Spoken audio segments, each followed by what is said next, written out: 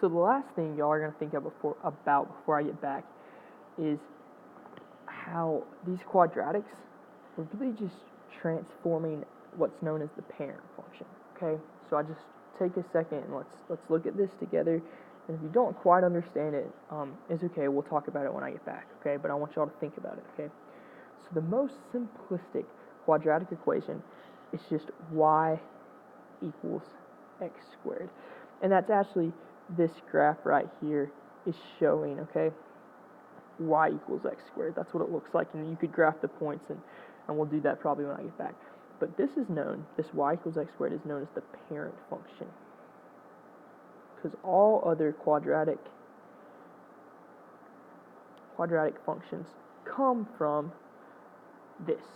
They all come from x squared, and basically they're all just a transformation of x squared. So do you remember way back in the start when we did transformations and we talked about shifts and slide and stretches and flips, right? We can do all those same things. We did them to geometric shapes. We can do all of those to functions. And so really, when we're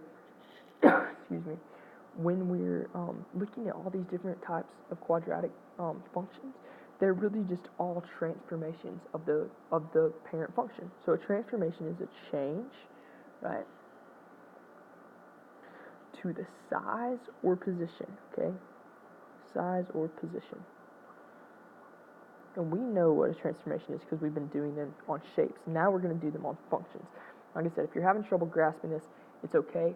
We'll get there, okay? So let's just take a chance to graph this new one, and then we're going to talk about how maybe it's shifted. So we would use our vertex form to graph this, so we know that we can see right here that our vertex is -2, right? H is -2, and K is 0. That's going to be our new vertex, and then let's fill in from there. So we would have -3, 1, -4, 4, okay, that's a negative, and -1, 1, and 0, 4. And I'm just going to graph that real quick in green. So -2, 0, and then here, here, and we'll just connect those as smoothly as possible. And that's our new function, okay? So this is our function. They've got the parent function graphed, and here's our function that we're graphing. So let's just describe what happened, okay? Think about way back to transformations. What happened to this point? It moved to the left 2. What happened to this point, right? It moved to the left 2. What happened to this point? It moved to the left 2. So that is all that happened here, is the transformation, and it went left 2. So now we see that transformation, it went left 2, just like if we had been doing that to a square that would maybe slide left 2, right? And now let's do one more. Let's do number 10 together, okay? And you can fill in the others on your own. So we're going to start by looking at the vertex. It's in vertex form, so it's really easy to see that the vertex is 4, 1, okay? H is 4, and that's 1. If you're still having trouble identifying that, go back, review, look at vertex form, the H and K, see where those line up, ask a partner, something like that.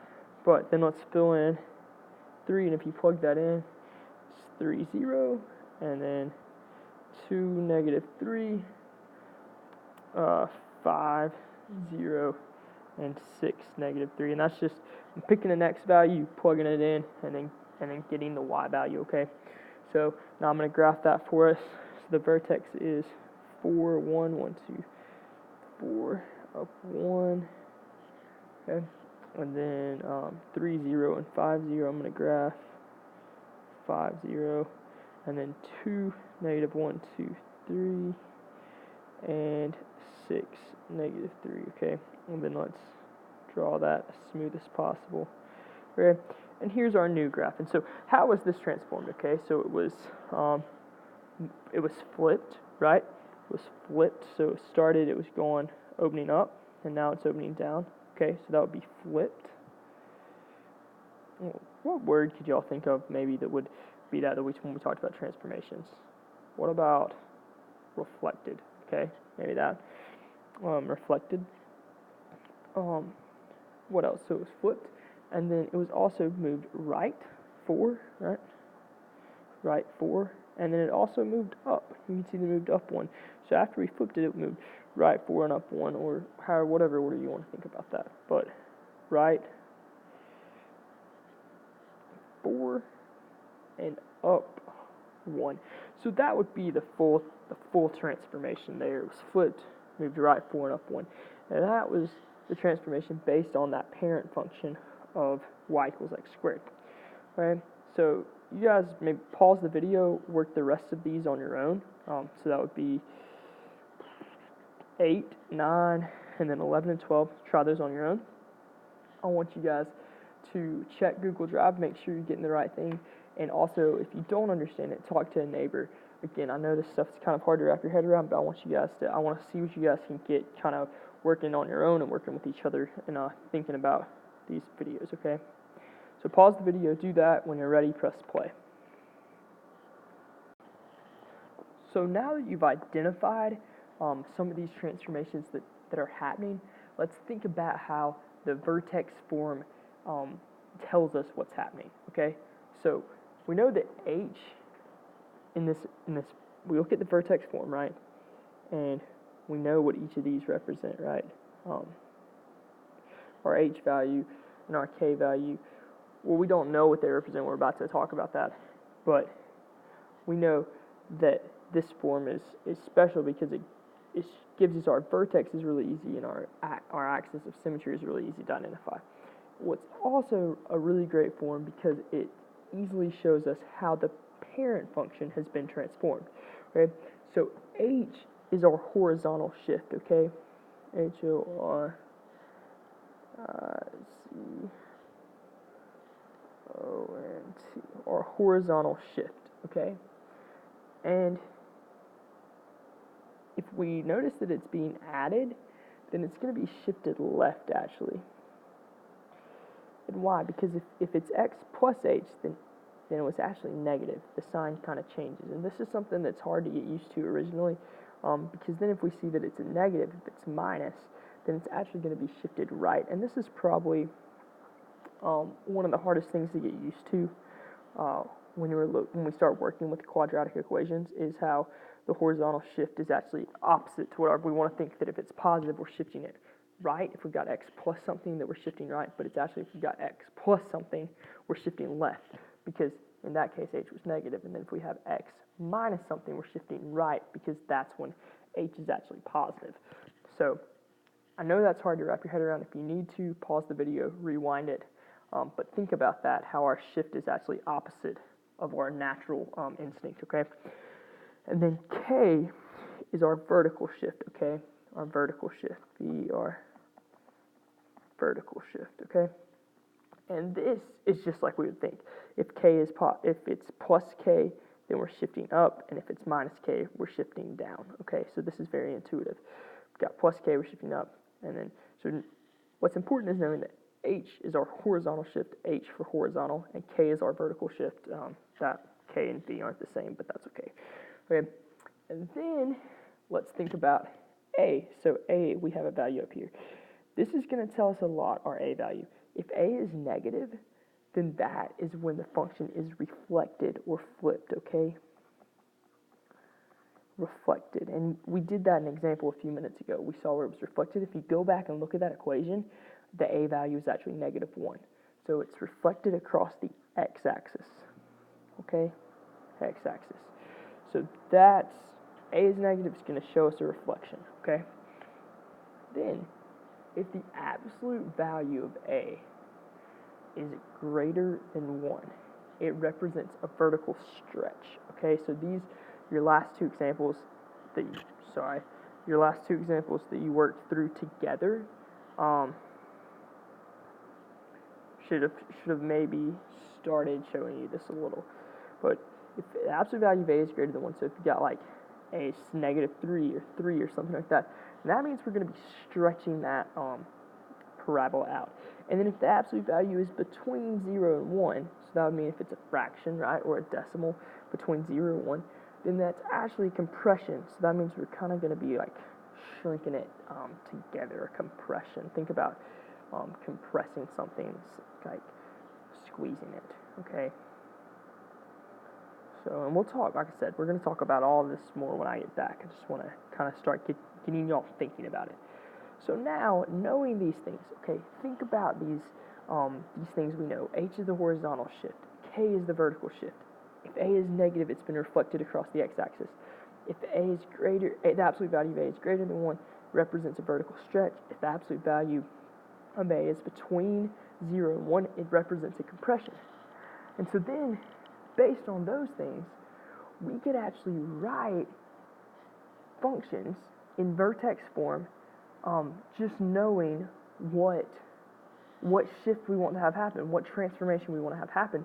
We can write a vertex form using the parent function, and that shift or transformation, we can write our equation. Okay, we can write the equation for a quadratic formula. So our directions here, I'm going to work probably 2 with you guys, and I'll let you try the rest on your own. But we've got transformations from the parent function, y equals x squared, are described below. So given us the transformation, they want us to write an equation to represent the function. So let's think about this. We want to translate it 2 units to the right, okay? So we know that A is just going to equal 1, right? Because we aren't shifting or stretching at all. We aren't stretching or compressing or flipping it. So A is just 1. So then we've got x. Now let's think about which direction. If we're going to into the right, we want to have minus, right? Shifting to the right, we have a minus, okay? So x minus, and we're going 2 units, x minus 2. Let's think about our vertex form, x minus 2 squared. That's got it. And then k is our vertical shift. Do we have any sort of vertical shift? No. So this is it. There doesn't have to be a k. It would be plus 0, which is just not necessary. So we wouldn't put that. All right. So that's how we would do a translation 2 units to the right. That's the parent function translated 2 units to the right. Awesome. And if you wanted to, you could graph that. Okay. Let's look at one that's got more than one. Maybe let's do one of these hard ones. Okay. Let's do this vertically. Let's do number 20. Okay. Let's do number 20. That's going to be, looks like maybe, or yeah. Or actually, let's do 19. Sorry. Let's do 19 together.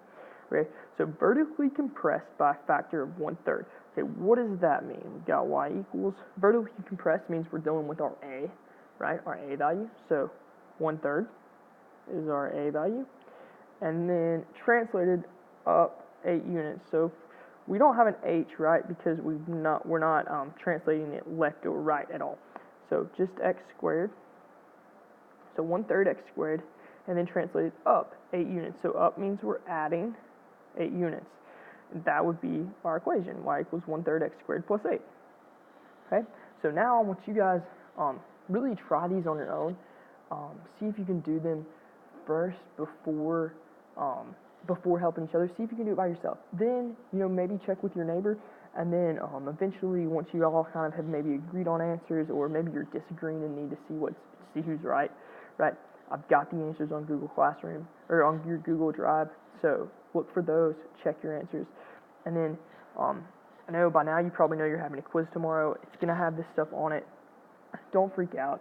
I'm not going to put in a terrible grade if y'all all don't understand it, or if most of us don't understand it. The quiz is more for me to see what you guys were able to learn while it's gone, okay? So don't stress too much about it, but I do want y'all to try your best and y'all to really focus on these assignments, okay?